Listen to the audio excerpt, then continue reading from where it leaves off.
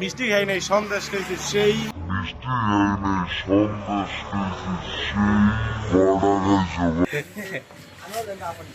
সাদাটা।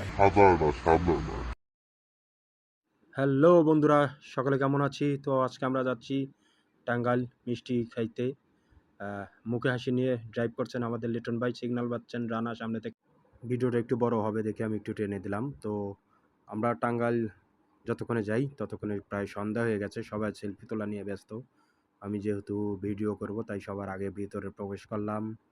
এদিকে আমরা দেখতে পাচ্ছি সন্দেশ, কাঁচাগোল্লা, টাঙ্গাইলের চমচম।